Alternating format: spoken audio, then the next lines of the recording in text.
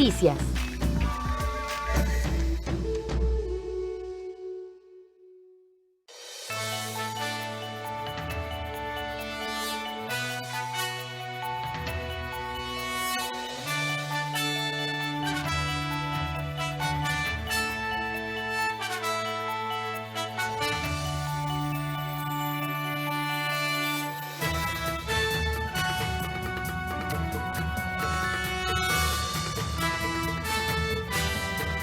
¿Qué tal? Buenos días, gracias por acompañarnos en 24 horas en Noticias, nuestra primera edición de Costa Rica Noticias. Soy José David Pérez, es un placer que usted se informe junto a nosotros del acontecer nacional e internacional más importante de las últimas 24 horas. Vamos de inmediato con nuestros titulares.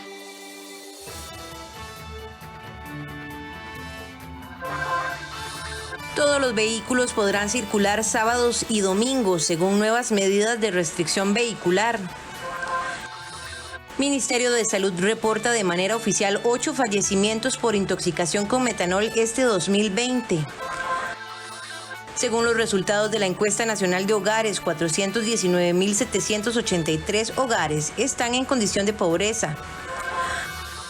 Aumento del número de contagios, ingresos en el hospital y muertes por coronavirus en Europa.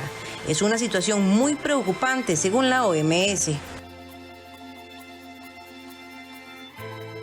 Iniciamos con información. A partir de este fin de semana, todos los vehículos podrán circular sin excepción de placas sábado y domingos. La medida obedece a la necesidad de generar acciones que permitan reactivar la economía. A partir de este sábado se flexibiliza la restricción vehicular, lo que significa que los fines de semana podrán circular todas las placas, según informó el presidente de la República, Carlos Alvarado. Además, la restricción del fin de semana pasará de ser de 8 de la noche a 9 de la noche. Esto con miras de poder activar las oportunidades de empleo, de comercio y también de esparcimiento, siempre bajo el modelo de Costa Rica trabaja y se cuida, porque es muy importante seguirnos cuidando. Y ese es el replanteamiento y la flexibilización que hoy estamos anunciando en materia de la restricción vehicular sanitaria, luego de haber hecho un proceso de escucha de diferentes sectores en diferentes partes del país. Ante estas medidas, la restricción vehicular quedaría de la siguiente manera. Lunes circulan placas 1 y 2, martes placas 3 y 4, miércoles placas 5 y 6. Los jueves, las placas 7 y 8, los viernes, placas 9 y 10, y los sábados circulan todas las placas, igual que los domingos. Asimismo, el presidente Alvarado dijo que con respecto al marchamo, el gobierno propuso la reducción del 50% para los vehículos con un valor de 4.200.000 colones. Estos representan 8 de cada 10 vehículos que hay en el país. Esta propuesta es balanceada y permite hacer ese alivio a muchos dueños de vehículos, pero no afectar así ni a la hacienda pública ni a proyectos tan importantes como lo son la construcción de carreteras. Esa es la propuesta que nosotros hoy vemos viable y que hemos presentado y que pedimos que sea la que lleve a una aprobación en la Asamblea Legislativa. Estas medidas, según dijo el mandatario, fueron tomadas después de dialogar con diferentes sectores. El Ministerio de Salud reporta de manera oficial 8 fallecimientos por intoxicación con metanol este 2020. Sin embargo, tras informes del OIJ, este número podría ser mayor. Pero, ¿por qué la ingesta de alcohol con metanol es tan peligroso para la salud humana? En la siguiente nota se lo explicamos. En 2019, 29 personas murieron por el consumo de alcohol adulterado con metanol y este 2020 se sospecha que al menos 12 han muerto en las últimas 2 semanas por esta misma causa. Ante esta situación quisimos contestar la pregunta, ¿por qué es tan peligroso para el cuerpo humano el consumo de metanol?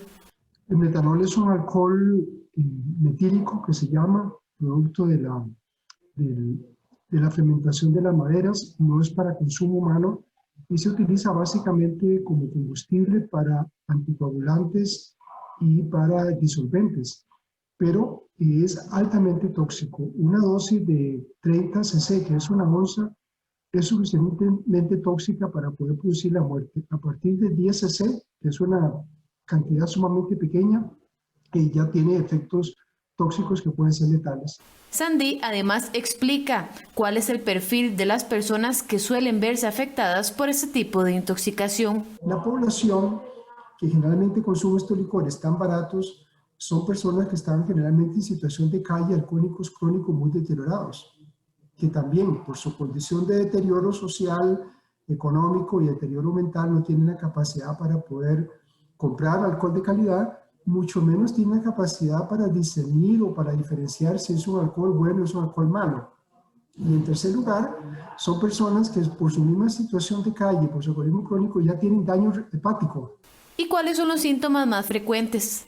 Entonces, rápidamente, por su efecto tóxico tan potente, ya a los 30 minutos comienzan los síntomas de náusea, vómito, dolor abdominal, luego síntomas oculares como malestar, visión borrosa, dificultad para ver, dificultad para diferenciar los colores y posteriormente ya síntomas cerebrales, confusión mental, desorientación, dolor de cabeza, mareos, y ya puede avanzar entre las 8 y 12 horas, puede avanzar a crisis convulsivas y problemas para la marcha y sensaciones y calambres en las manos.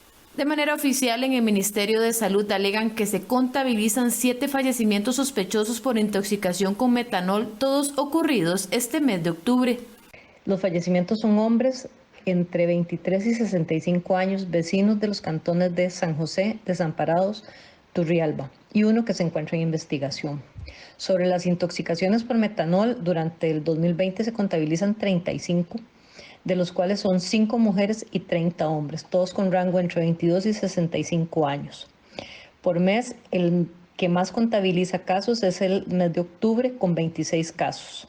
Las primeras muertes ocurrieron la semana anterior en el San Juan de Dios, 4 en total, y posteriormente otras 3 en el Hospital México. No obstante, estos números podrían ser mayores debido a que en las últimas 72 horas el OIJ ha reportado 5 levantamientos de cuerpos en la Carpio por aparente intoxicación con metanol. Sin embargo, se esperan los resultados de la autopsia. Por otro lado, el Hospital Max Peralta informó el fallecimiento de un paciente y el ingreso de otros 2 graves al Hospital de Turrialba por posible intoxicación por alcohol adulterado. Ante esta situación, el Ministerio de Salud, en coordinación con otras entidades, anunció que continúa realizando acciones para reducir la exposición de los consumidores a productos adulterados. Agregan que a la fecha se analizan en Inciensa 106 muestras de diferentes marcas de bebidas de alcohol. El ministro de Salud, Daniel Salas, informó que la COVID-19 es la tercera causa de muerte en Costa Rica. Así se refleja en los primeros resultados que emite la Comisión de Mortalidad COVID-19, que se conformó desde julio y que analiza cada uno de los fallecimientos que se han registrado relacionados con la enfermedad.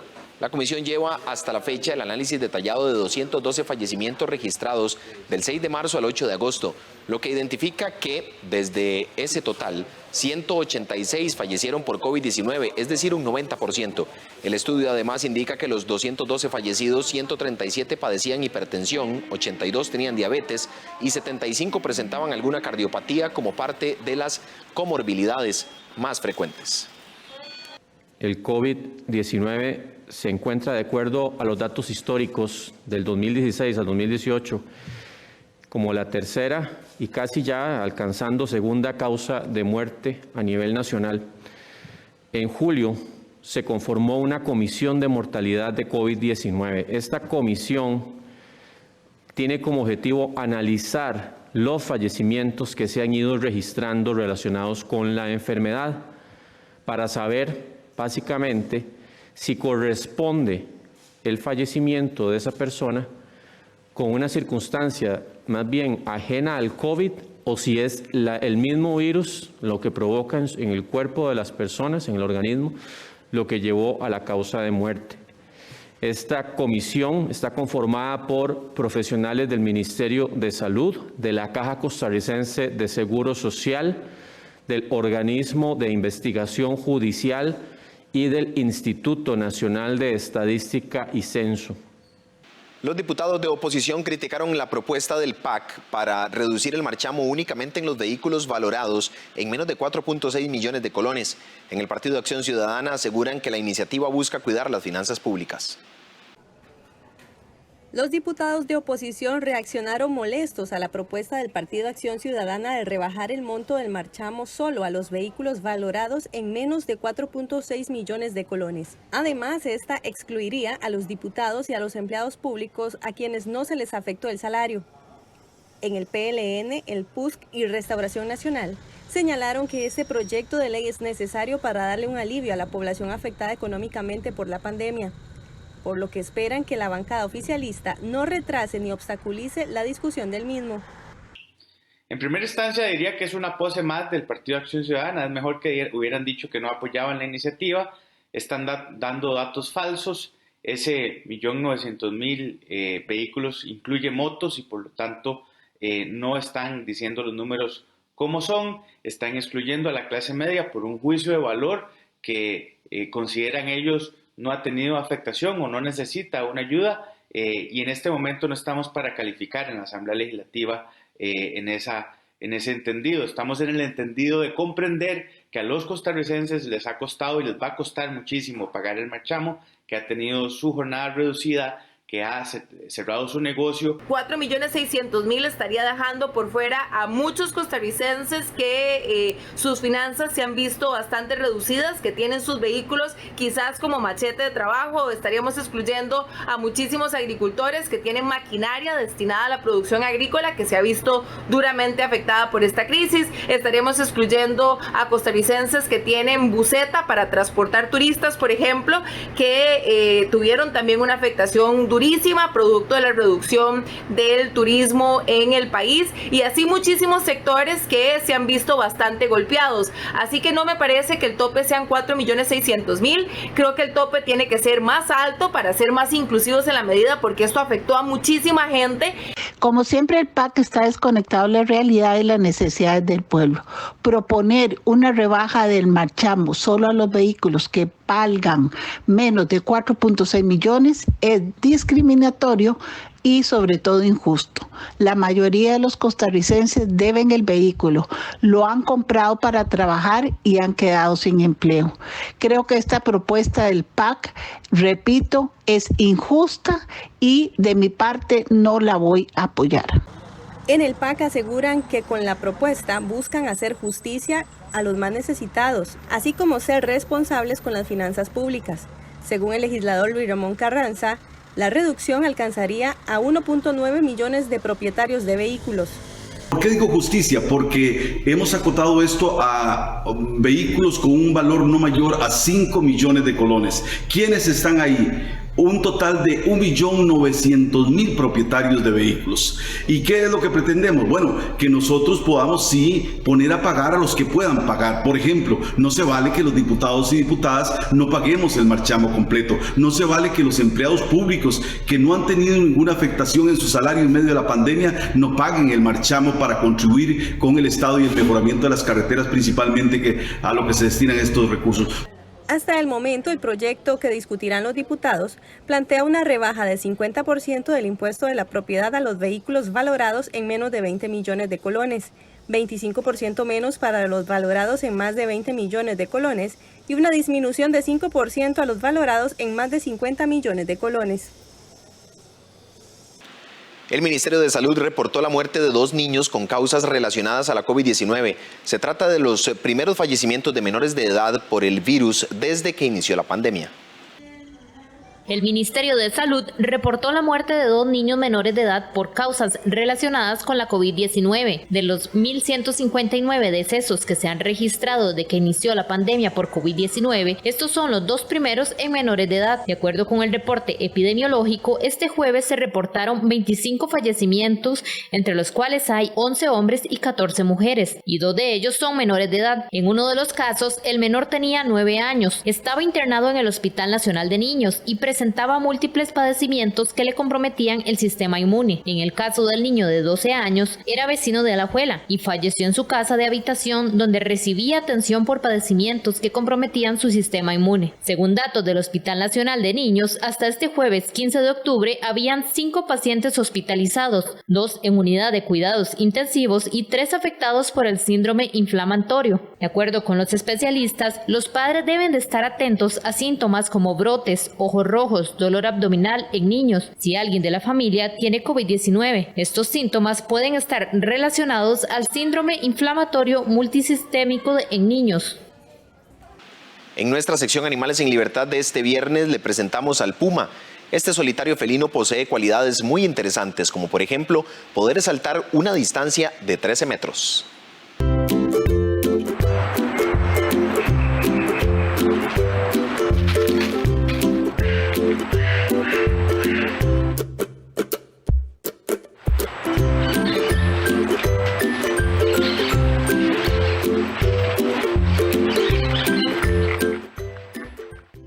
Tímidos y solitarios. Así son los pumas, una especie que habita Costa Rica y el resto de América.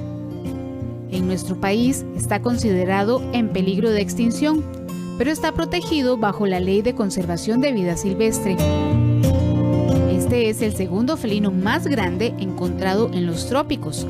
Puede pesar entre los 25 y los 65 kilogramos. El macho es más grande que la hembra. Tienen la cabeza pequeña y las patas largas.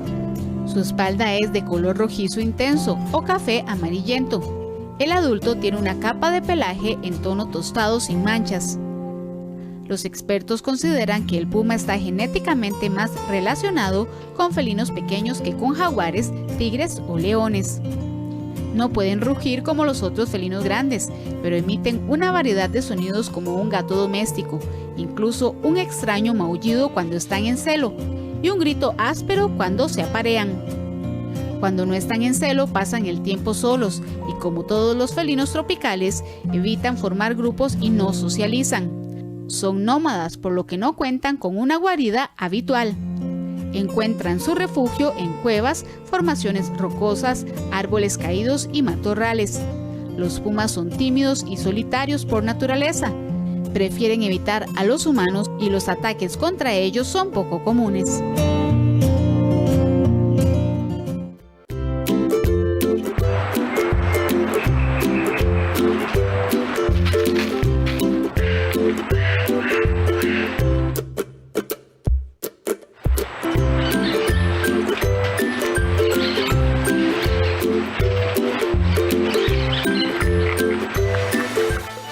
Hacemos una pausa en 24 horas en noticias. Ya regresamos. Quédese con nosotros.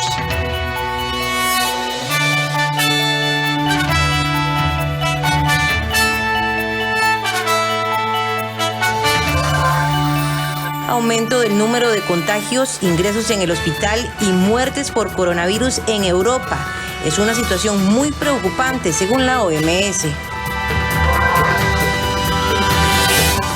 Conozca el uso de los carriles exclusivos para autobús. Estos tienen una zona mixta que se identifica como una flecha de doble cabeza. Para girar a la derecha, ingrese al carril exclusivo en la zona mixta hasta un máximo de 50 metros antes de virar. Para incorporarse a la ruta principal, ingrese a la zona mixta y en un máximo de 50 metros, cámbiese al segundo carril. Utilice este carril solo para girar y evite una multa. Los carriles exclusivos para buses nos benefician. Impulsemos el cambio. Costa Rica Noticias Regional le acerca al Gobierno de la República.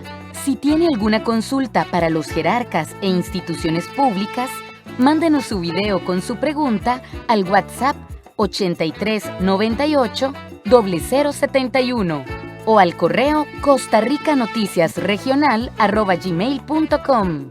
No olvide indicarnos su nombre y lugar donde vive. Su respuesta la encontrará en Costa Rica Noticias Regional.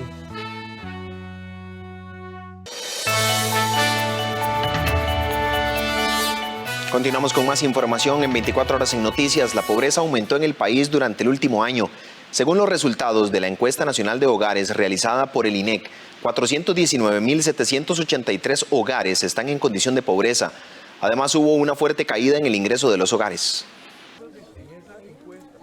El nivel de pobreza llegó a 26,2%, es decir, hay 419.783 hogares pobres, lo cual representa un aumento de 83.888 más hogares pobres que el año 2019. Así lo señala la encuesta nacional de hogares, dada a conocer este jueves por el Instituto Nacional de Estadísticas y Censos. Además, los resultados señalan que la pobreza extrema aumentó un 7%, es decir, 19.445 más hogares en pobreza que el año anterior, para un total de 112.987 hogares en pobreza extrema. Por otro lado, se señala que las personas pobres del 2020 alcanzan 1.529.255, es decir, 321.874 más que el 2019. Así detalló Eddie Madrigal, coordinador de la encuesta, los principales hallazgos.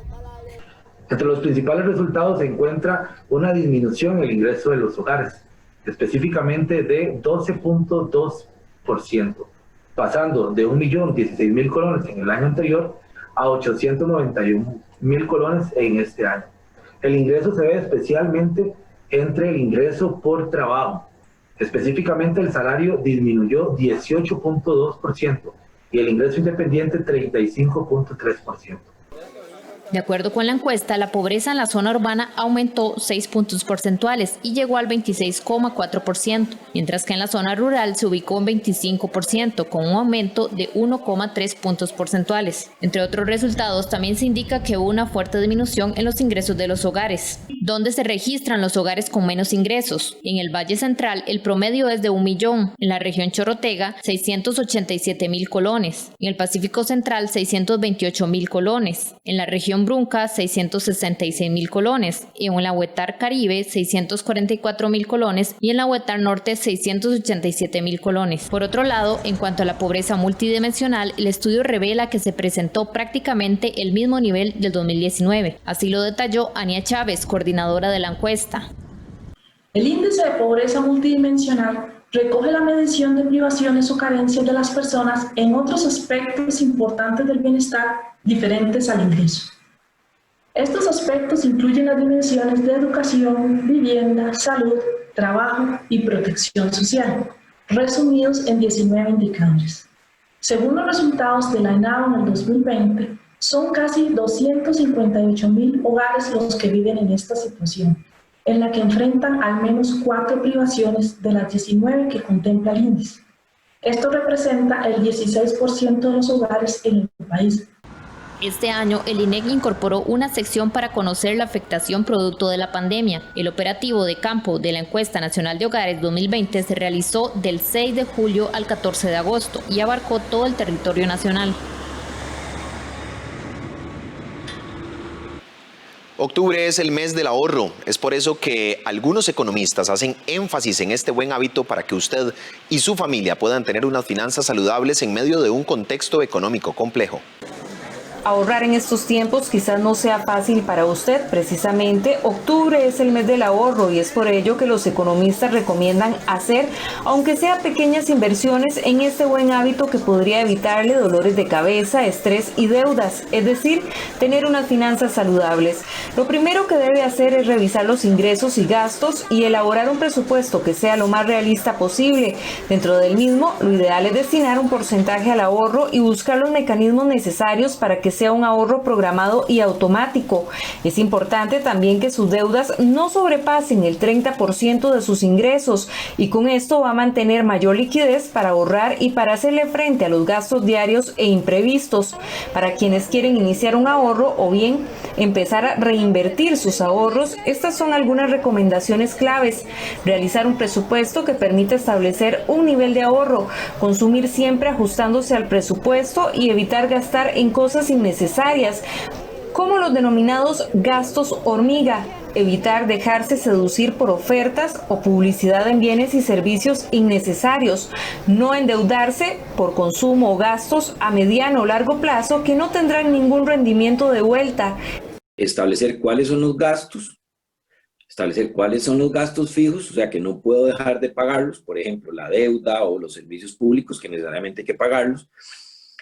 Y establecer cuáles otros gastos tenemos que no necesariamente son fijos, que esos son los que permiten hacer los ajustes para, al final de cuentas, tener un nivel de ahorro o un nivel de sobrante que permita destinarlo a ahorrar y luego invertir, ¿verdad? Entonces, no es necesariamente ligado al nivel de ingresos, sino más bien la variable que las personas podemos ajustar más rápidamente es el nivel de gasto que no sea fijo, ¿ya? Porque no podemos cambiar la cuota del crédito, ¿ya? Pero tal vez el número de veces que salimos sí se puede ajustar para intentar hacer un ahorro. Entonces, por ahí es la dirección correcta para hacer el análisis. ¿Qué gastos yo puedo reducir?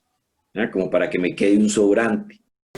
Si usted mantiene una deuda muy elevada o está sobreendeudado, los especialistas sugieren unificar los créditos si es que tiene varios, o bien negociar con la entidad financiera para tener mejores condiciones crediticias que le permitan tener mayor flujo presupuestario y con esto ordenar sus finanzas y comenzar a ahorrar para saldar más rápido el crédito o que le baje aún más la cuota con pagos extraordinarios. Buen uso de los recursos, ¿verdad? O sea,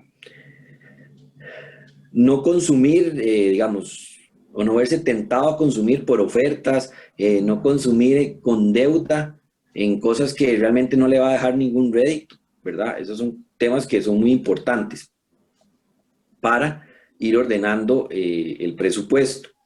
Ahora, si el nivel de deudas es muy elevado, o sea, no sé, digamos que representa el 80% del ingreso, entonces ahí sí sería recomendable que busquen asesoría, eventualmente se podría hacer una renegociación de un crédito o algo así para que se flexibilice el pago de la deuda, ¿ya? Y que se genere más disponible cada mes, o sea, que la deuda no consuma un porcentaje tan alto de todo el ingreso. En el caso de personas que son compulsivas comprando y les cuesta ahorrar, se les recomienda siempre mantener un plan de ingresos y gastos y evitar gastar más de lo que gana. Además, analizar antes de una compra si realmente es indispensable o si urge lo que va a adquirir. Asimismo, utilice la tarjeta de crédito siempre cancelando antes de la fecha de pago. Con esto evitará pagar intereses y podrá disponer de los beneficios como puntos u otras alternativas que brindan los bancos. Cerca del 50% de las micro, pequeñas y medianas empresas del país considera que la situación económica será peor en cuanto finalice la pandemia. Así lo evidenció el segundo estudio sobre el impacto de COVID-19 en las pymes. El Centro Latinoamericano de Innovación y Emprendimiento CELIEN realizó el segundo estudio sobre el impacto de la COVID-19 en las pymes y cuyos resultados, según sus investigadores, dejan ver la actual urgencia de dar prioridad a una agenda nacional MIPYME dentro de las estrategias de reactivación económica. La percepción de las pymes, según este análisis, es que el 47,45% considera que su situación será peor al finalizar la pandemia. El 29,20% estiman que el post-COVID será mejor, mientras que el 23,36% indica que será igual. ¿Cómo sienten ellos que van a estar? Bueno, ellos consideran que sí van a estar peor que antes de la crisis, pero sabemos que eso es un sentimiento muy generalizado. Versus la primera consulta, que se da con una respuesta del 64,65%.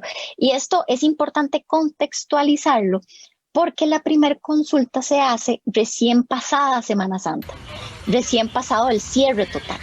Además, también se detalla que en un 90% las pymes se han visto afectadas por los cierres decretados por el gobierno. Por ejemplo, el 29,9% indicaron que implementaron la reducción de jornadas, el 17% realizaron suspensión de contratos y el 12% despidos. Principales afectaciones de la crisis en las empresas. El 91,4% indicó que detuvo de alguna forma, que sí tuvo cierta afectación en sus empresas a causa del COVID-19. En este caso, el 76,3% viene a estimar que la actividad que desarrollan al menos hasta diciembre de este año estará en sus niveles más bajos y un 18,57% indica que estará en los niveles previstos antes de la crisis. Eso nos empieza a dar, digamos, un cierto rango de optimismo por parte del empresario PYME. Los resultados de los estudios realizados por el CELIEN mencionan que se debe trabajar en 8 áreas y 23 medidas que incluyen la formalización, la revisión del régimen simplificado, aspectos fiscales, entre otras alternativas. se pueden reflejar que muchos de esos elementos son parte de esos aspectos estructurales que antes de la pandemia también estaban reflejados, pero que indudablemente, tal como se ha venido mencionando en otras áreas, en el tema de la MIPYME también la pandemia llega a poner de relevancia debilidades estructurales que es importante atender. Hay también algunos elementos que son importantes mencionar en esta agenda, y es que muchas de las medidas que se tomaron son medidas temporales, algunas de ellas que se tomaron en el mes de marzo con un impacto hacia 3 meses, en los cuales sobre todo en las medidas fiscales, por ejemplo, los resultados o los impactos reales de esas decisiones de moratorias que se dieron en los meses de marzo, abril y mayo van a tener su repercusión en los meses de diciembre y enero. Esta segunda radiografía se realizó entre el 31 de agosto y el 8 de septiembre de este año con una muestra de 170 MIPYMES. Ampliar sus conocimientos profesionales y contribuir con Indígenas Cabecar es el objetivo de la Asociación de Fisioterapeutas Egresados de la Universidad de Ciencias Médicas UCIMED. Ellos buscan ayudar a la Asociación Pro Albergues Indígenas, la cual da alojamiento y alimentación a indígenas, quienes deben desplazarse largas distancias desde sus reservas para tener acceso a diversos servicios sociales. Estos especialistas buscan recaudar dinero a través del webinar Por un Pura Vida Más Sano. Explican que la idea es que durante esta semana gran cantidad de personas se suscriban y que el dinero recaudado en las inscripciones y donaciones sea destinado a esta causa.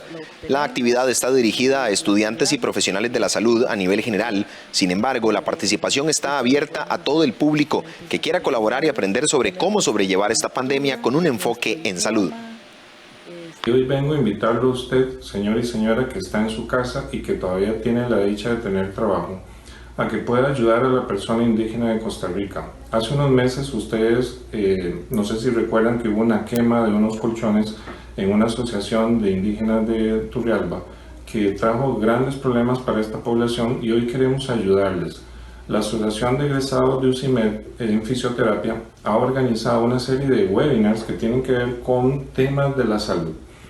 Queremos invitarle a usted para que del 12 al 16 de octubre pueda acceder a estos webinars dándonos una contribución que va directo a esta asociación. Los webinars son de 5 de la tarde a 7 de la noche y tienen que ver con temas de la salud que pueden ser de su interés.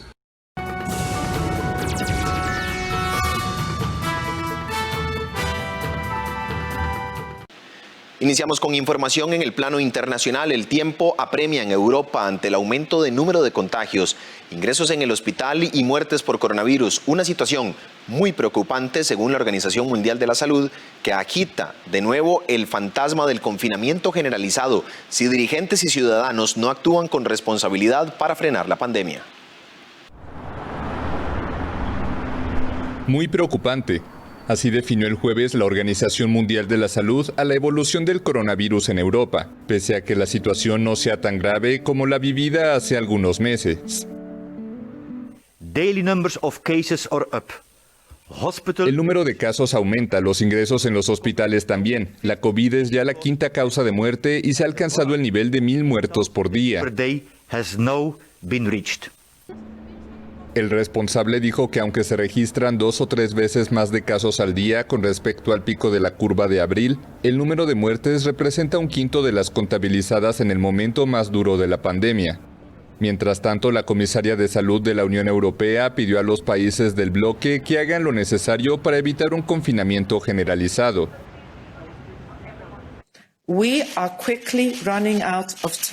El tiempo apremia.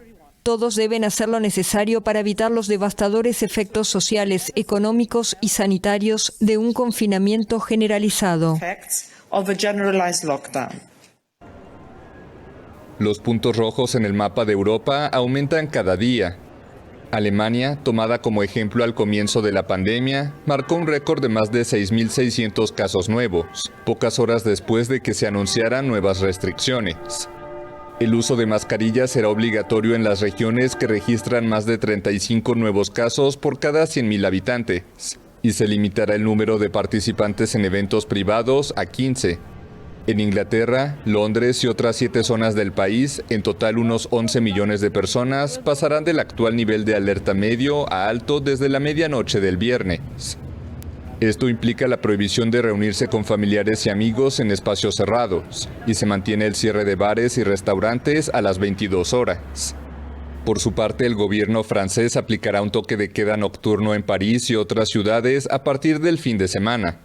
Nadie podrá salir de casa entre las 21 y las 6 horas, salvo por motivos de salud o profesionales, bajo pena de una multa de 135 euros.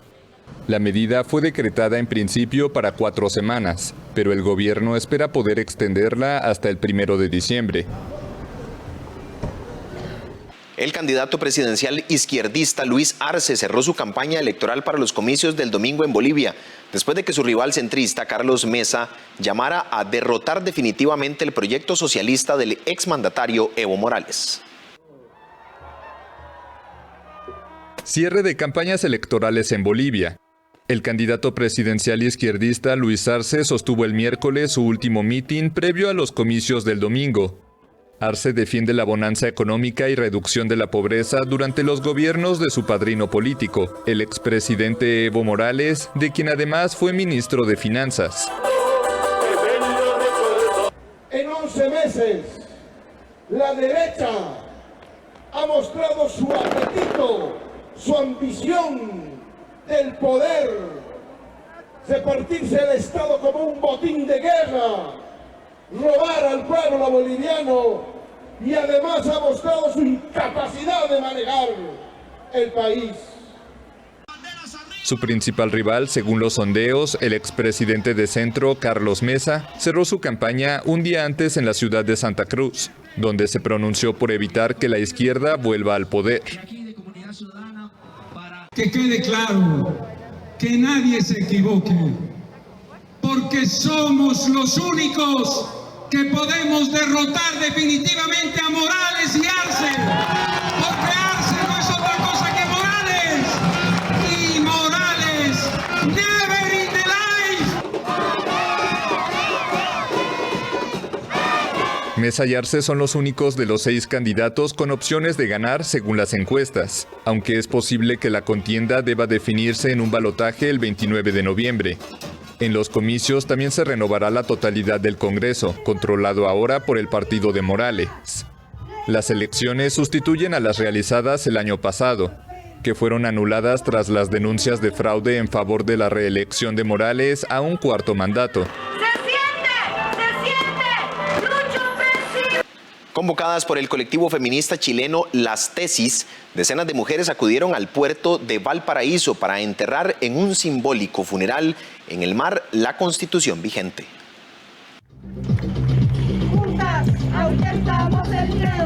Un funeral simbólico. Decenas de mujeres acudieron el miércoles al puerto de Valparaíso para enterrar la Constitución de Chile, impuesta en 1980 por la dictadura de Augusto Pinochet. La actividad tuvo lugar 11 días antes de un plebiscito que preguntará a los chilenos si quieren una nueva Carta Magna. El plan era tirar al mar la Constitución, pero luego sumaron la idea de lanzar todos los conceptos negativos para la figura femenina que quieren erradicar. Cada una escribió patriarcado, femicidio, desigualdad, diferencias en las leyes y todo lo que sufrimos las mujeres. La actividad fue convocada por el colectivo feminista Las Tesis, que saltó a la fama el año pasado con su performance Un violador en tu camino, contra la violencia machista. La Constitución de Chile fue señalada desde el inicio de las protestas sociales hace un año como el origen de las desigualdades en el país. El próximo 25 de octubre, los chilenos decidirán en un plebiscito si se redacta o no una nueva Constitución.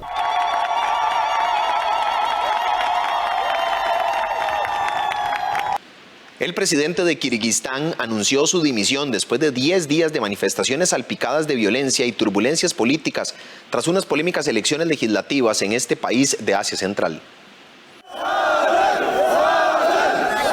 Cientos de personas salieron el jueves a las calles de Kirguistán para celebrar la renuncia de su presidente. Sooronbay Jeenbekov anunció su dimisión luego de 10 días de manifestaciones salpicadas de violencia y de turbulencias políticas motivadas por unas polémicas elecciones legislativas. El mandatario dijo que no quiere entrar en la historia del país como el presidente que provocó un derramamiento de sangre al disparar contra sus conciudadanos. El jefe de Estado había prometido la semana pasada que dejaría el poder cuando el país recuperara la estabilidad, pero después dijo que esperaría la celebración de nuevas elecciones legislativas. Los resultados de los comicios del 4 de octubre, enturbiados por acusaciones de fraude, fueron anulados, tras violentas manifestaciones y la ocupación de varios edificios oficiales por parte de opositores. Desde 2010 el país era gobernado por gente injusta. Nos hemos deshecho de ellos, gracias a Dios. Ahora todo estará bien. Estamos muy felices, ganamos. Muchos manifestantes seguían en la calle el jueves para reclamar ahora la dimisión del jefe del Parlamento, que según la Constitución debe ponerse al frente del país de forma interina.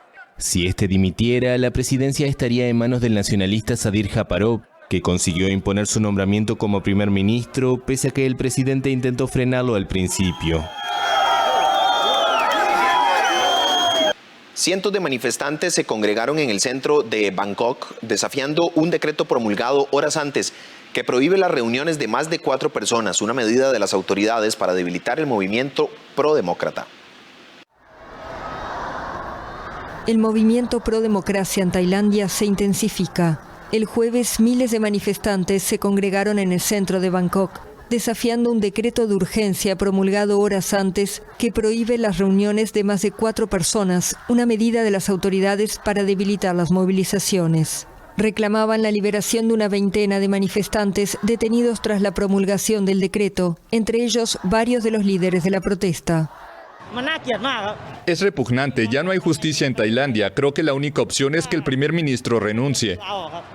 El movimiento exige la renuncia del primer ministro, el general Prayut Chan-o-cha, en el poder desde el golpe de Estado de 2014 y legitimado por elecciones controvertidas el año pasado. También reclama una modificación de la Constitución, puesta en marcha en 2017 bajo la Junta y muy favorable al ejército. Algunos activistas van más allá y piden una reforma de la rica y poderosa monarquía, en especial de una ley que castiga severamente toda difamación contra un miembro de la familia real. De su lado, las autoridades han endurecido su posición contra el movimiento. El decreto de urgencia promulgado en la madrugada del jueves prohíbe además los mensajes en línea susceptibles de perjudicar la seguridad nacional o generar miedo. Hacemos una pausa y ya regresamos con más información. Recuerde que puede seguirnos a través de Facebook en Costa Rica Noticias y en Twitter como @CinarNoticias. Ya volvemos. Desde donde se encuentre, usted puede comprar, remodelar o construir. El BCR multiplica sus posibilidades en vivienda. Elija el crédito con la cuota que más le convenga, hasta con un 90% de financiamiento. Solo complete el formulario en bancobcr.com o en la app BCR Móvil y haga realidad su proyecto de vivienda. Somos el Banco de Costa Rica. Esta semana disfrute de documentales sobre los poetas costarricenses con Carlos Luis Sáenz, Las palabras del poeta y El despierto, dedicado a Jorge de Bravo. Cine Tico Clásico, un recorrido por los primeros 60 años de producción cinematográfica nacional, el viernes 16 de octubre a las 9 de la noche, con repetición el sábado 17 a las 4:30 de la tarde, en un esfuerzo de Cinart y el Centro de Cine, aquí en 13, Costa Rica Televisión.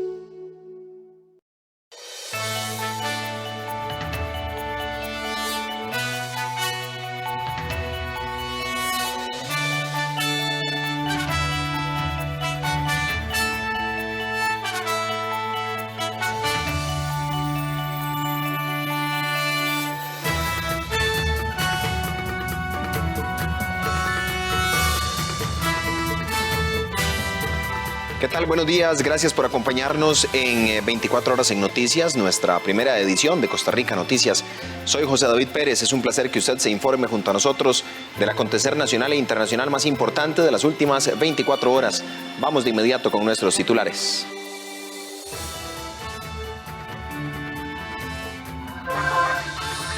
todos los vehículos podrán circular sábados y domingos según nuevas medidas de restricción vehicular.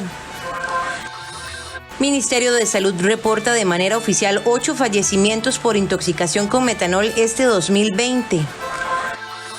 Según los resultados de la encuesta nacional de hogares, 419.783 hogares están en condición de pobreza. Aumento del número de contagios, ingresos en el hospital y muertes por coronavirus en Europa. Es una situación muy preocupante según la OMS. Iniciamos con información. A partir de este fin de semana, todos los vehículos podrán circular sin excepción de placas sábado y domingos. La medida obedece a la necesidad de generar acciones que permitan reactivar la economía. A partir de este sábado se flexibiliza la restricción vehicular, lo que significa que los fines de semana podrán circular todas las placas, según informó el presidente de la República, Carlos Alvarado. Además, la restricción del fin de semana pasará de ser de 8 de la noche a 9 de la noche. Esto con miras de poder activar las oportunidades de empleo, de comercio y también de esparcimiento, siempre bajo el modelo de Costa Rica trabaja y se cuida, porque es muy importante seguirnos cuidando. Y ese es el replanteamiento y la flexibilización que hoy estamos anunciando en materia de la restricción vehicular sanitaria, luego de haber hecho un proceso de escucha de diferentes sectores en diferentes partes del país. Ante estas medidas, la restricción vehicular quedaría de la siguiente manera. Lunes circulan placas 1 y 2, martes placas 3 y 4, miércoles placas 5 y 6. Los jueves, las placas 7 y 8, los viernes, placas 9 y 10, y los sábados circulan todas las placas, igual que los domingos. Asimismo, el presidente Alvarado dijo que con respecto al marchamo, el gobierno propuso la reducción del 50% para los vehículos con un valor de 4.200.000 colones. Estos representan 8 de cada 10 vehículos que hay en el país. Esta propuesta es balanceada y permite hacer ese alivio a muchos dueños de vehículos, pero no afectar así ni a la hacienda pública ni a proyectos tan importantes como lo son la construcción de carreteras. Esa es la propuesta que nosotros hoy vemos viable y que hemos presentado y que pedimos que sea la que lleve a una aprobación en la Asamblea Legislativa. Estas medidas, según dijo el mandatario, fueron tomadas después de dialogar con diferentes sectores. El Ministerio de Salud reporta de manera oficial 8 fallecimientos por intoxicación con metanol este 2020. Sin embargo, tras informes del OIJ, este número podría ser mayor. Pero, ¿por qué la ingesta de alcohol con metanol es tan peligroso para la salud humana? En la siguiente nota se lo explicamos. En 2019, 29 personas murieron por el consumo de alcohol adulterado con metanol y este 2020 se sospecha que al menos 12 han muerto en las últimas 2 semanas por esta misma causa. Ante esta situación quisimos contestar la pregunta, ¿por qué es tan peligroso para el cuerpo humano el consumo de metanol? El metanol es un alcohol metílico que se llama, producto de la fermentación de las maderas, no es para consumo humano y se utiliza básicamente como combustible para anticoagulantes y para disolventes, pero es altamente tóxico. Una dosis de 30 cc, que es una onza, es suficientemente tóxica para poder producir la muerte. A partir de 10 cc, que es una cantidad sumamente pequeña, ya tiene efectos tóxicos que pueden ser letales. Sandy además explica cuál es el perfil de las personas que suelen verse afectadas por este tipo de intoxicación. La población que generalmente consume estos licores tan baratos son personas que están generalmente en situación de calle, alcohólicos crónicos muy deteriorados, que también por su condición de deterioro social, económico y deterioro mental no tienen la capacidad para poder comprar alcohol de calidad, mucho menos tienen la capacidad para discernir o para diferenciar si es un alcohol bueno o es un alcohol malo. Y en tercer lugar, son personas que por su misma situación de calle, por su alcoholismo crónico, ya tienen daño hepático. ¿Y cuáles son los síntomas más frecuentes? Entonces, rápidamente, por su efecto tóxico tan potente, ya a los 30 minutos comienzan los síntomas de náusea, vómito, dolor abdominal, luego síntomas oculares como malestar, visión borrosa, dificultad para ver, dificultad para diferenciar los colores y posteriormente ya síntomas cerebrales, confusión mental, desorientación, dolor de cabeza, mareos, y ya puede avanzar entre las 8 y 12 horas, puede avanzar a crisis convulsivas y problemas para la marcha y sensaciones y calambres en las manos. De manera oficial, en el Ministerio de Salud alegan que se contabilizan 7 fallecimientos sospechosos por intoxicación con metanol, todos ocurridos este mes de octubre. Los fallecimientos son hombres entre 23 y 65 años, vecinos de los cantones de San José, Desamparados, Turrialba, y uno que se encuentra en investigación. Sobre las intoxicaciones por metanol, durante el 2020 se contabilizan 35, de los cuales son 5 mujeres y 30 hombres, todos con rango entre 22 y 65 años. Por mes, el que más contabiliza casos es el mes de octubre, con 26 casos. Las primeras muertes ocurrieron la semana anterior en el San Juan de Dios, 4 en total, y posteriormente otras 3 en el Hospital México. No obstante, estos números podrían ser mayores debido a que en las últimas 72 horas el OIJ ha reportado 5 levantamientos de cuerpos en la Carpio por aparente intoxicación con metanol. Sin embargo, se esperan los resultados de la autopsia. Por otro lado, el Hospital Max Peralta informó el fallecimiento de un paciente y el ingreso de otros 2 graves al Hospital de Turrialba por posible intoxicación por alcohol adulterado. Ante esta situación, el Ministerio de Salud, en coordinación con otras entidades, anunció que continúa realizando acciones para reducir la exposición de los consumidores a productos adulterados. Agregan que a la fecha se analizan en Inciensa 106 muestras de diferentes marcas de bebidas de alcohol. El ministro de Salud, Daniel Salas, informó que la COVID-19 es la tercera causa de muerte en Costa Rica. Así se refleja en los primeros resultados que emite la Comisión de Mortalidad COVID-19, que se conformó desde julio y que analiza cada uno de los fallecimientos que se han registrado relacionados con la enfermedad. La comisión lleva hasta la fecha el análisis detallado de 212 fallecimientos registrados del 6 de marzo al 8 de agosto, lo que identifica que desde ese total, 186 fallecieron por COVID-19, es decir, un 90%. El estudio además indica que los 212 fallecidos, 137 padecían hipertensión, 82 tenían diabetes y 75 presentaban alguna cardiopatía como parte de las comorbilidades más frecuentes. El COVID-19 se encuentra, de acuerdo a los datos históricos del 2016 al 2018, como la tercera y casi ya alcanzando segunda causa de muerte a nivel nacional. En julio se conformó una comisión de mortalidad de COVID-19. Esta comisión tiene como objetivo analizar los fallecimientos que se han ido registrando relacionados con la enfermedad para saber, básicamente, si corresponde el fallecimiento de esa persona con una circunstancia más bien ajena al COVID o si es el mismo virus lo que provoca en el cuerpo de las personas, en el organismo, lo que llevó a la causa de muerte. Esta comisión está conformada por profesionales del Ministerio de Salud, de la Caja Costarricense de Seguro Social, del Organismo de Investigación Judicial y del Instituto Nacional de Estadística y Censo. Los diputados de oposición criticaron la propuesta del PAC para reducir el marchamo únicamente en los vehículos valorados en menos de 4.6 millones de colones.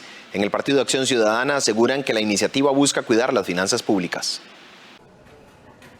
Los diputados de oposición reaccionaron molestos a la propuesta del Partido Acción Ciudadana de rebajar el monto del marchamo solo a los vehículos valorados en menos de 4.6 millones de colones. Además, esta excluiría a los diputados y a los empleados públicos a quienes no se les afectó el salario. En el PLN, el PUSC y Restauración Nacional señalaron que este proyecto de ley es necesario para darle un alivio a la población afectada económicamente por la pandemia, por lo que esperan que la bancada oficialista no retrase ni obstaculice la discusión del mismo. En primera instancia diría que es una pose más del Partido Acción Ciudadana. Es mejor que hubieran dicho que no apoyaban la iniciativa. Están dando datos falsos. Ese 1.900.000 vehículos incluye motos y por lo tanto no están diciendo los números como son. Están excluyendo a la clase media por un juicio de valor que consideran ellos no ha tenido afectación o no necesita una ayuda y en este momento no estamos para calificar en la Asamblea Legislativa en ese entendido. Estamos en el entendido de comprender que a los costarricenses les ha costado y les va a costar muchísimo pagar el marchamo, que ha tenido su jornada reducida, que ha cerrado su negocio. 4.600.000 estaría dejando por fuera a muchos costarricenses que sus finanzas se han visto bastante reducidas, que tienen sus vehículos quizás como machete de trabajo. Estaríamos excluyendo a muchísimos agricultores que tienen maquinaria destinada a la producción agrícola que se ha visto duramente afectada por esta crisis. Estaríamos excluyendo a costarricenses que tienen buseta para transportar turistas, por ejemplo, que tuvieron también una afectación durísima producto de la reducción del turismo en el país, y así muchísimos sectores que se han visto bastante golpeados. Así que no me parece que el tope sean 4.600.000, creo que el tope tiene que ser más alto para ser más inclusivos en la medida, porque esto afectó a muchísima gente. Como siempre, el PAC está desconectado de la realidad y las necesidades del pueblo. Proponer una rebaja del marchamo solo a los vehículos que valgan menos de 4.6 millones es discriminatorio y sobre todo injusto. La mayoría de los costarricenses deben el vehículo, lo han comprado para trabajar y han quedado sin empleo. Creo que esta propuesta del PAC, repito, es injusta y de mi parte no la voy a apoyar. En el PAC aseguran que con la propuesta buscan hacer justicia a los más necesitados, así como ser responsables con las finanzas públicas. Según el legislador Luis Ramón Carranza, la reducción alcanzaría a 1.9 millones de propietarios de vehículos. ¿Por qué digo justicia? Porque hemos acotado esto a vehículos con un valor no mayor a 5 millones de colones. ¿Quiénes están ahí? Un total de 1.900.000 propietarios de vehículos. ¿Y qué es lo que pretendemos? Bueno, que nosotros podamos sí poner a pagar a los que puedan pagar. Por ejemplo, no se vale que los diputados y diputadas no paguemos el marchamo completo. No se vale que los empleados públicos que no han tenido ninguna afectación en su salario en medio de la pandemia no paguen el marchamo para contribuir con el Estado y el mejoramiento de las carreteras, principalmente a lo que se destinan estos recursos. Hasta el momento, el proyecto que discutirán los diputados plantea una rebaja del 50% del impuesto de la propiedad a los vehículos valorados en menos de 20 millones de colones, 25% menos para los valorados en más de 20 millones de colones y una disminución de 5% a los valorados en más de 50 millones de colones. El Ministerio de Salud reportó la muerte de 2 niños con causas relacionadas a la COVID-19. Se trata de los primeros fallecimientos de menores de edad por el virus desde que inició la pandemia.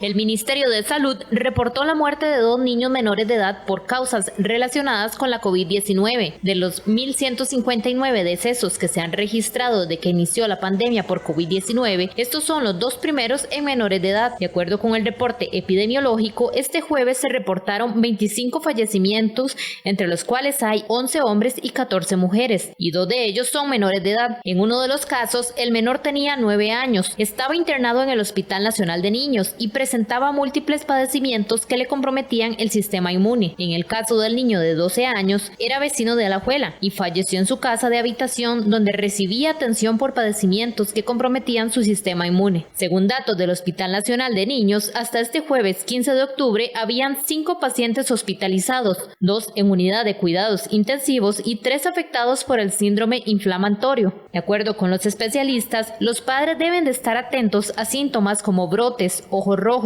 dolor abdominal en niños. Si alguien de la familia tiene COVID-19, estos síntomas pueden estar relacionados al síndrome inflamatorio multisistémico en niños. En nuestra sección Animales en Libertad de este viernes le presentamos al puma. Este solitario felino posee cualidades muy interesantes, como por ejemplo poder saltar una distancia de 13 metros.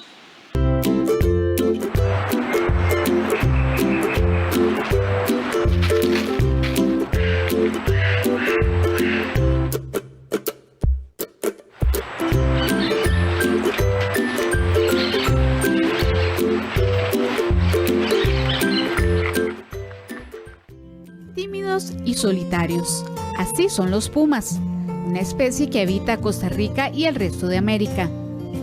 En nuestro país está considerado en peligro de extinción, pero está protegido bajo la Ley de Conservación de Vida Silvestre. Este es el segundo felino más grande encontrado en los trópicos, Puede pesar entre los 25 y los 65 kilogramos. El macho es más grande que la hembra. Tienen la cabeza pequeña y las patas largas. Su espalda es de color rojizo intenso o café amarillento. El adulto tiene una capa de pelaje en tono tostado sin manchas. Los expertos consideran que el puma está genéticamente más relacionado con felinos pequeños que con jaguares, tigres o leones. No pueden rugir como los otros felinos grandes, pero emiten una variedad de sonidos como un gato doméstico, incluso un extraño maullido cuando están en celo y un grito áspero cuando se aparean. Cuando no están en celo pasan el tiempo solos y, como todos los felinos tropicales, evitan formar grupos y no socializan. Son nómadas, por lo que no cuentan con una guarida habitual. Encuentran su refugio en cuevas, formaciones rocosas, árboles caídos y matorrales. Los pumas son tímidos y solitarios por naturaleza. Prefieren evitar a los humanos y los ataques contra ellos son poco comunes.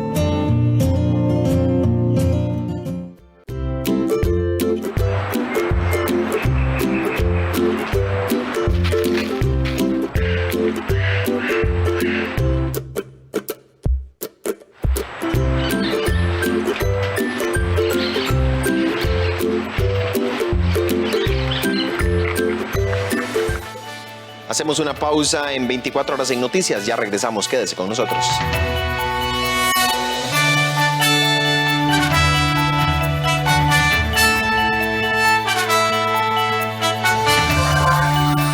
Aumento del número de contagios, ingresos en el hospital y muertes por coronavirus en Europa. Es una situación muy preocupante según la OMS.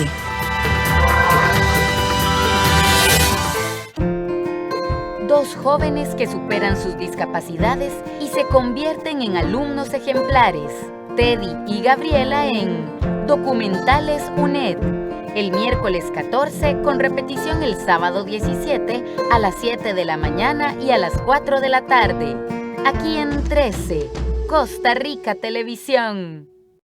Costa Rica es pura vida. Costa Rica es. Si usted tiene una olla freidora de aire, no puede perderse el Café Nacional de este viernes.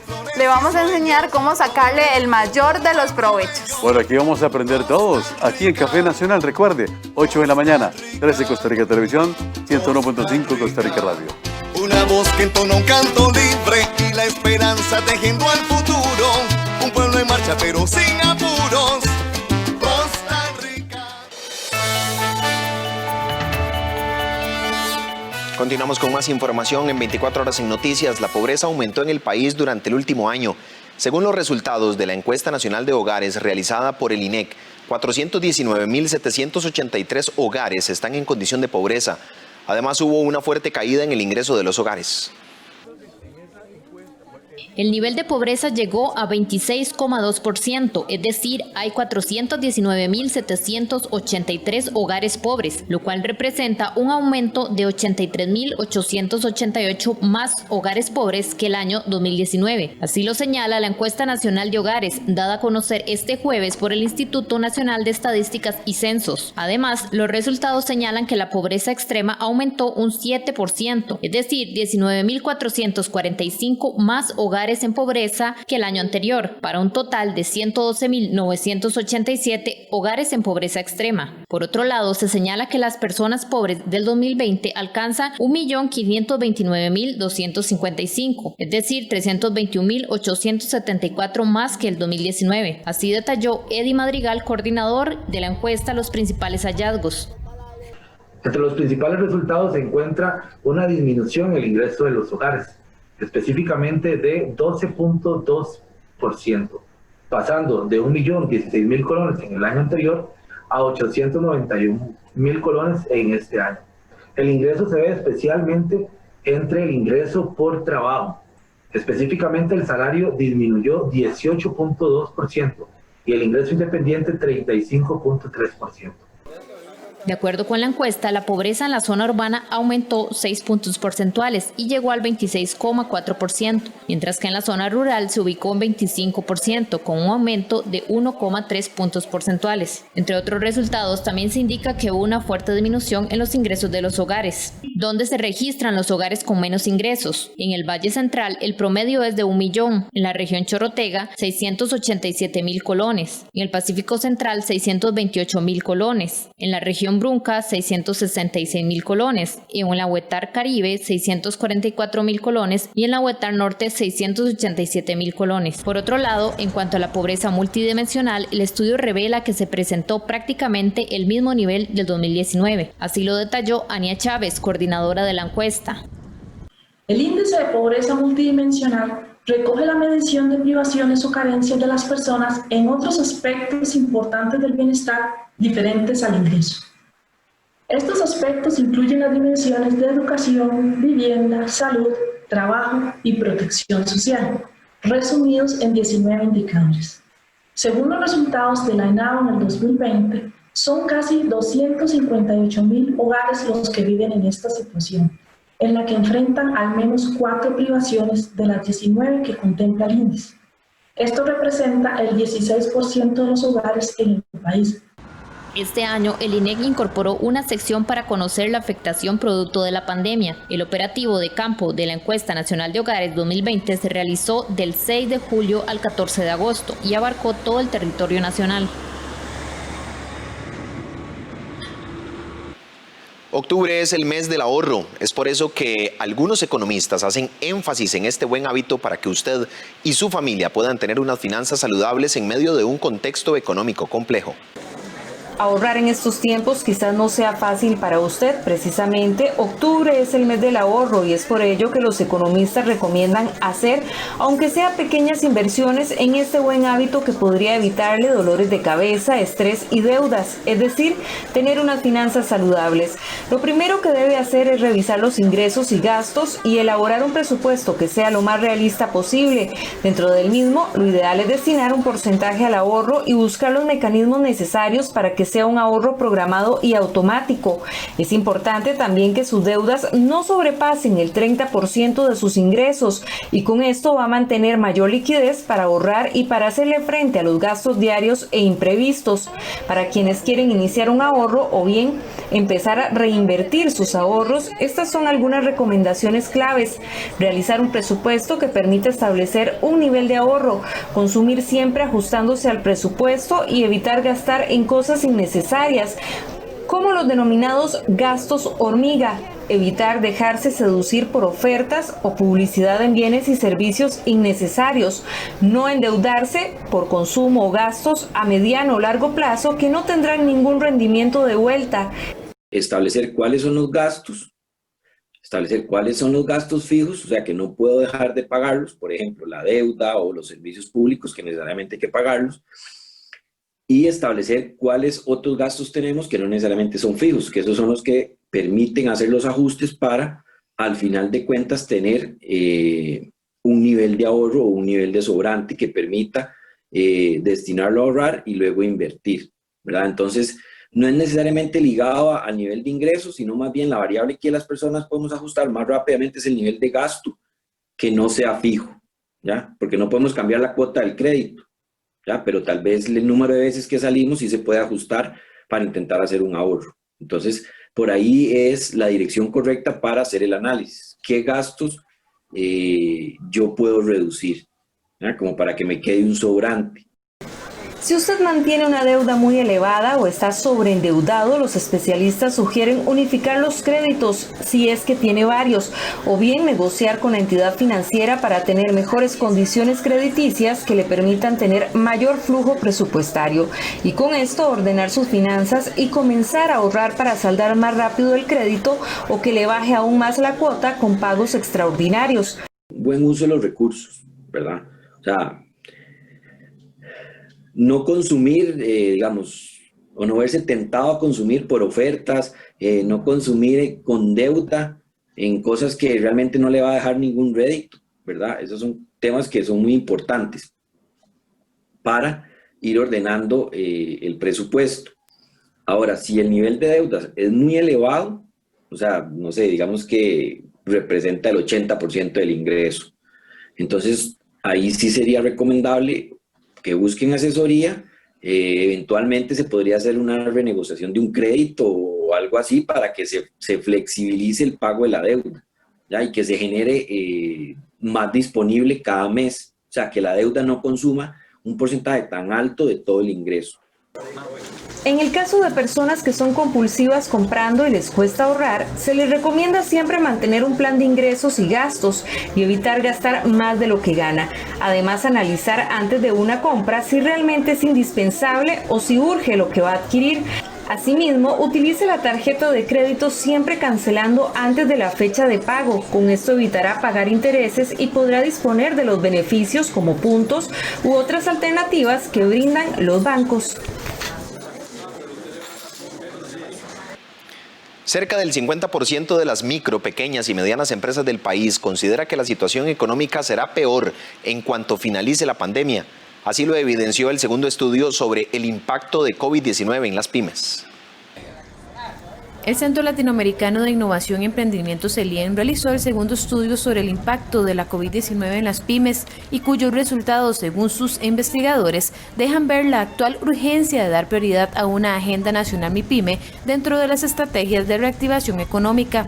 La percepción de las pymes, según este análisis, es que el 47,45% considera que su situación será peor al finalizar la pandemia. El 29,20% estiman que el post-COVID será mejor, mientras que el 23,36% indica que será igual.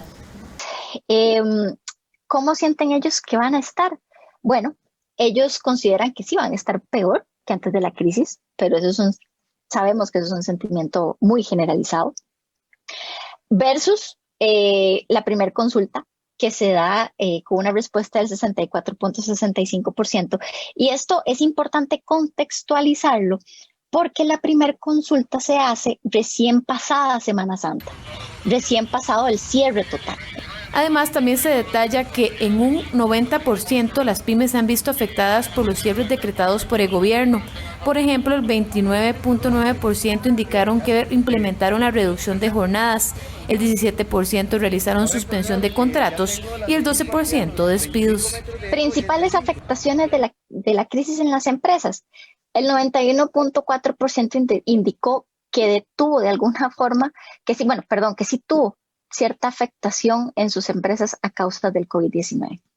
En este caso, el 76,3% viene a estimar que la actividad que desarrollan al menos hasta diciembre de este año estará en sus niveles más bajos y un 18,57% indica que estará en los niveles previstos antes de la crisis. Eso nos empieza a dar, digamos, un cierto rango de optimismo por parte del empresario PYME. Los resultados de los estudios realizados por el CELIEM mencionan que se debe trabajar en 8 áreas y 23 medidas que incluyen la formalización, la revisión del régimen simplificado, aspectos fiscales, entre otras alternativas. Se pueden reflejar que muchos de esos elementos son parte de esos aspectos estructurales que antes de la pandemia también estaban reflejados, pero que indudablemente, tal como se ha venido mencionando en otras áreas, en el tema de la MIPYME también la pandemia llega a poner de relevancia debilidades estructurales que es importante atender. Hay también algunos elementos que son importantes mencionar en esta agenda, y es que muchas de las medidas que se tomaron son medidas temporales, algunas de ellas que se tomaron en el mes de marzo con un impacto hacia 3 meses, en los cuales, sobre todo en las medidas fiscales, por ejemplo, los resultados o los impactos reales de esas decisiones de moratorias que se dieron en los meses de marzo, abril y mayo van a tener su repercusión en los meses de diciembre y enero. Esta segunda radiografía se realizó entre el 31 de agosto y el 8 de septiembre de este año con una muestra de 170 MIPYMES. Ampliar sus conocimientos profesionales y contribuir con Indígenas Cabecar es el objetivo de la Asociación de Fisioterapeutas Egresados de la Universidad de Ciencias Médicas UCIMED. Ellos buscan ayudar a la Asociación Pro Albergues Indígenas, la cual da alojamiento y alimentación a indígenas, quienes deben desplazarse largas distancias desde sus reservas para tener acceso a diversos servicios sociales. Estos especialistas buscan recaudar dinero a través del webinar Por un Pura Vida Más Sano. Explican que la idea es que durante esta semana gran cantidad de personas se suscriban y que el dinero recaudado en las inscripciones y donaciones sea destinado a esta causa. La actividad está dirigida a estudiantes y profesionales de la salud a nivel general. Sin embargo, la participación está abierta a todo el público que quiera colaborar y aprender sobre cómo sobrellevar esta pandemia con un enfoque en salud. Hoy vengo a invitarlo a usted, señor y señora que está en su casa y que todavía tiene la dicha de tener trabajo, a que pueda ayudar a la persona indígena de Costa Rica. Hace unos meses ustedes, no sé si recuerdan que hubo una quema de unos colchones en una asociación de indígenas de Turrialba que trajo grandes problemas para esta población y hoy queremos ayudarles. La Asociación de Egresados de UCIMED en Fisioterapia ha organizado una serie de webinars que tienen que ver con temas de la salud. Queremos invitarlo a usted para que del 12 al 16 de octubre pueda acceder a estos webinars dándonos una contribución que va directo a esta asociación. Los webinars son de 5 de la tarde a 7 de la noche y tienen que ver con temas de la salud que pueden ser de su interés.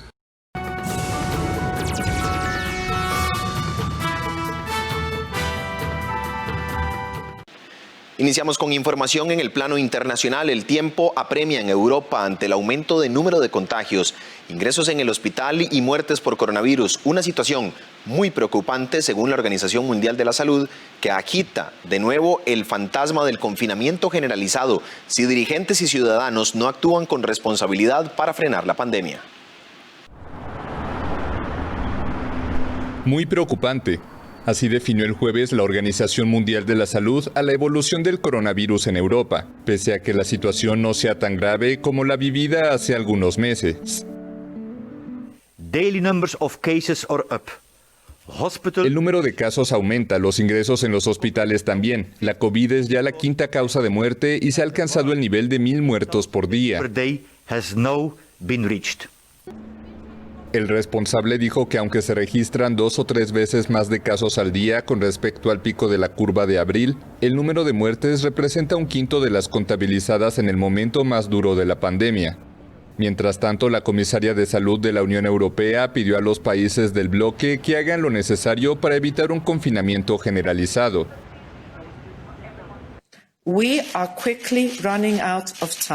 El tiempo apremia. Todos deben hacer lo necesario para evitar los devastadores efectos sociales, económicos y sanitarios de un confinamiento generalizado. Los puntos rojos en el mapa de Europa aumentan cada día. Alemania, tomada como ejemplo al comienzo de la pandemia, marcó un récord de más de 6.600 casos nuevos, pocas horas después de que se anunciaran nuevas restricciones. El uso de mascarillas será obligatorio en las regiones que registran más de 35 nuevos casos por cada 100.000 habitantes, y se limitará el número de participantes en eventos privados a 15. En Inglaterra, Londres y otras 7 zonas del país, en total unos 11 millones de personas pasarán del actual nivel de alerta medio a alto desde la medianoche del viernes. Esto implica la prohibición de reunirse con familiares y amigos en espacios cerrados, y se mantiene el cierre de bares y restaurantes a las 22 horas. Por su parte, el gobierno francés aplicará un toque de queda nocturno en París y otras ciudades a partir del fin de semana. Nadie podrá salir de casa entre las 21 y las 6 horas, salvo por motivos de salud o profesionales, bajo pena de una multa de 135 euros. La medida fue decretada en principio para 4 semanas, pero el gobierno espera poder extenderla hasta el 1 de diciembre. El candidato presidencial izquierdista Luis Arce cerró su campaña electoral para los comicios del domingo en Bolivia, después de que su rival centrista, Carlos Mesa, llamara a derrotar definitivamente el proyecto socialista del exmandatario Evo Morales. Cierre de campañas electorales en Bolivia. El candidato presidencial izquierdista Luis Arce sostuvo el miércoles su último mitin previo a los comicios del domingo. Arce defiende la bonanza económica y reducción de la pobreza durante los gobiernos de su padrino político, el expresidente Evo Morales, de quien además fue ministro de Finanzas. En 11 meses, la derecha ha mostrado su apetito, su ambición del poder, de partirse el Estado como un botín de guerra, robar al pueblo boliviano y además ha mostrado su incapacidad de manejar el país. Su principal rival, según los sondeos, el expresidente de Centro, Carlos Mesa, cerró su campaña un día antes en la ciudad de Santa Cruz, donde se pronunció por evitar que la izquierda vuelva al poder.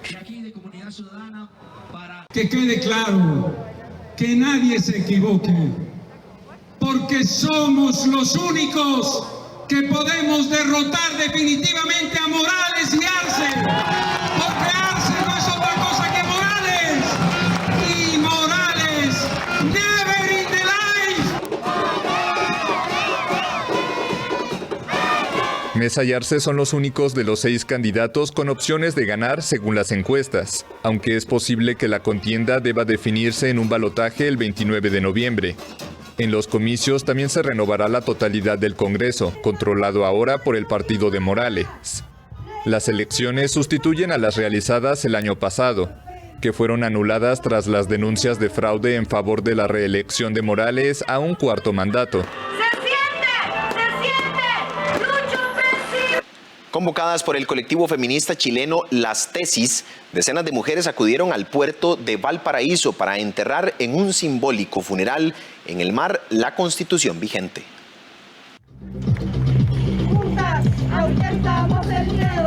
Un funeral simbólico.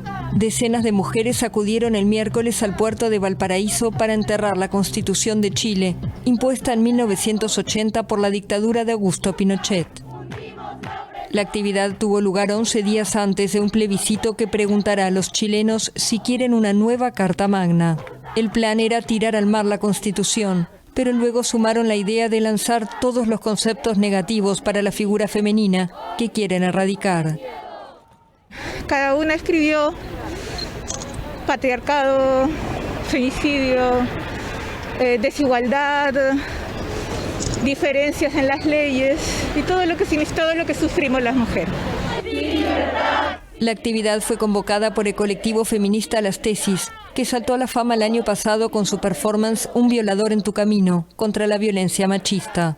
La Constitución de Chile fue señalada desde el inicio de las protestas sociales hace un año como el origen de las desigualdades en el país.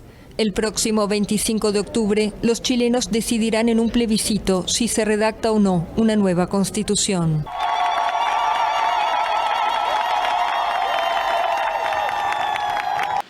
El presidente de Kirguistán anunció su dimisión después de 10 días de manifestaciones salpicadas de violencia y turbulencias políticas tras unas polémicas elecciones legislativas en este país de Asia Central. Cientos de personas salieron el jueves a las calles de Kirguistán para celebrar la renuncia de su presidente. Sooronbay Jeenbekov anunció su dimisión luego de 10 días de manifestaciones salpicadas de violencia y de turbulencias políticas motivadas por unas polémicas elecciones legislativas. El mandatario dijo que no quiere entrar en la historia del país como el presidente que provocó un derramamiento de sangre al disparar contra sus conciudadanos. El jefe de Estado había prometido la semana pasada que dejaría el poder cuando el país recuperara la estabilidad, pero después dijo que esperaría la celebración de nuevas elecciones legislativas. Los resultados de los comicios del 4 de octubre, enturbiados por acusaciones de fraude, fueron anulados, tras violentas manifestaciones y la ocupación de varios edificios oficiales por parte de opositores. Desde 2010 el país era gobernado por gente injusta. Nos hemos deshecho de ellos, gracias a Dios. Ahora todo estará bien. Estamos muy felices, ganamos. Muchos manifestantes seguían en la calle el jueves para reclamar ahora la dimisión del jefe del Parlamento, que según la Constitución debe ponerse al frente del país de forma interina. Si este dimitiera, la presidencia estaría en manos del nacionalista Sadir Japarov, que consiguió imponer su nombramiento como primer ministro, pese a que el presidente intentó frenarlo al principio. Cientos de manifestantes se congregaron en el centro de Bangkok desafiando un decreto promulgado horas antes que prohíbe las reuniones de más de 4 personas, una medida de las autoridades para debilitar el movimiento prodemócrata. El movimiento pro-democracia en Tailandia se intensifica. El jueves, miles de manifestantes se congregaron en el centro de Bangkok, desafiando un decreto de urgencia promulgado horas antes que prohíbe las reuniones de más de 4 personas, una medida de las autoridades para debilitar las movilizaciones. Reclamaban la liberación de una veintena de manifestantes detenidos tras la promulgación del decreto, entre ellos varios de los líderes de la protesta. Es repugnante, ya no hay justicia en Tailandia. Creo que la única opción es que el primer ministro renuncie. El movimiento exige la renuncia del primer ministro, el general Prayut Chan-o-cha, en el poder desde el golpe de Estado de 2014 y legitimado por elecciones controvertidas el año pasado. También reclama una modificación de la Constitución, puesta en marcha en 2017 bajo la Junta y muy favorable al ejército. Algunos activistas van más allá y piden una reforma de la rica y poderosa monarquía, en especial de una ley que castiga severamente toda difamación contra un miembro de la familia real. De su lado, las autoridades han endurecido su posición contra el movimiento. El decreto de urgencia promulgado en la madrugada del jueves prohíbe además los mensajes en línea susceptibles de perjudicar la seguridad nacional o generar miedo. Hasta aquí la información en 24 horas en Noticias. Gracias por habernos acompañado. Lo esperamos a las 12 mediodía con nuestra segunda edición, 7 de la noche, nuestra edición estelar. Manténgase informado con nuestras plataformas digitales en Facebook, Costa Rica Noticias, en Twitter, @SinarNoticias, nuestra página web costarricamedios.cr. Feliz mañana, feliz viernes, que la pasen bien.